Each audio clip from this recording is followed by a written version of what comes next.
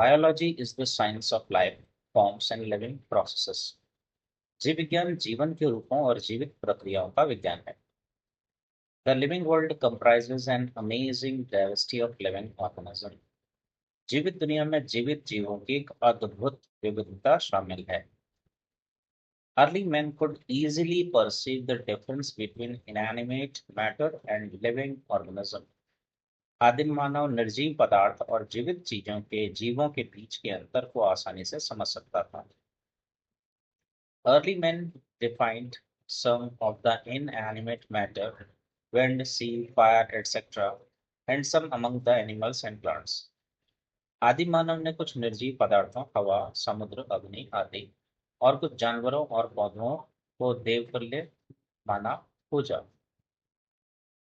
A common feature of all such forms of inanimate and animate objects was a sense of awe or fear that they evoked. इन सभी निर्जीव और सजीव वस्तुओं की एक सामान्य विशेषता उनके द्वारा उत्पन्न विस्मय या भय की भावना थी. The description of living organisms, including human beings, began much later in human history. मानव सहित जीवित जीवों का विवरण मानव इतिहास में बहुत बाद में शुरू हुआ. Societies which indulged in anthropocentric view of biology could register limited progress in biological knowledge. वे समाज जो जीव विज्ञान के मानव केंद्रित दृष्टिकोण में लिप्त थे, जैविक ज्ञान में सीमित प्रगति ही दर्ज कर सके. Systematic and monumental descriptions of life forms brought in out of necessity detailed systems of identification, nomenclature and classification. जीवन रूपों के व्यवस्थित और विशाल विवरण ने आवश्यकता के कारण पहचान, नामकरण और वर्गीकरण की विस्तृत प्रणाली को जन्म दिया.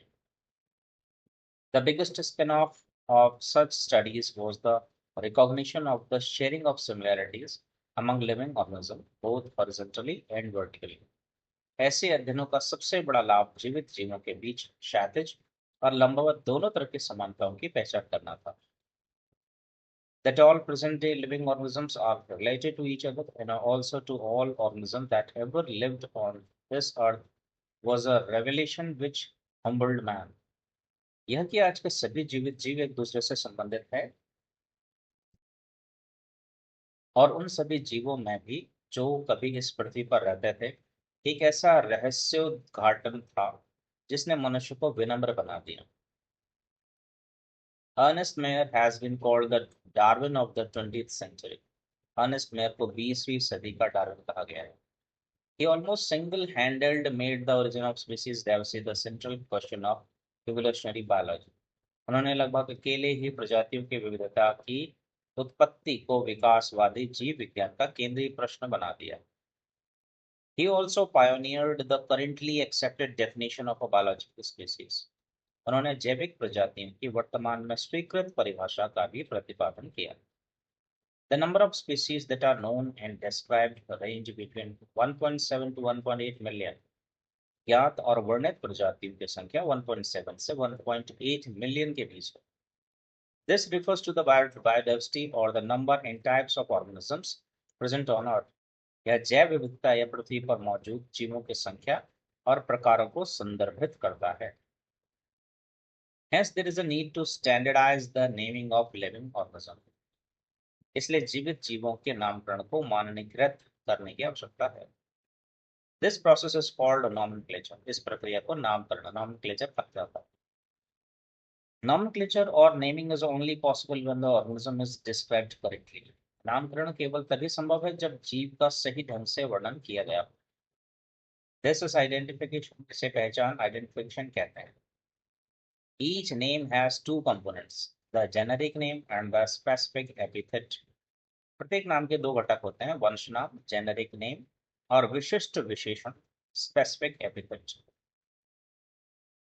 The system of providing a name with two components is called binomial nomenclature. दो घटकों के साथ नाम प्रदान करने की इस प्रणाली को द्विपद नामकरण binomial nomenclature कहा जाता है. This naming system was given by Carolus Linnaeus. यह नामकरण प्रणाली Carolus Linnaeus द्वारा दी गई थी. The scientific name of mango is written as Mangifera indica. आम का वैज्ञानिक नाम मैंगीफेरा इंडिका लिखा जाता है।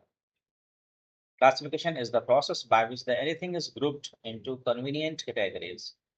वर्गीकरण वह प्रक्रिया है जिसके द्वारा किसी भी चीज को सुविधाजनक श्रेणियों में समूहित किया जाता है। The scientific term for these categories is taxa. इन श्रेणियों के लिए वैज्ञानिक शब्द टैक्सा है।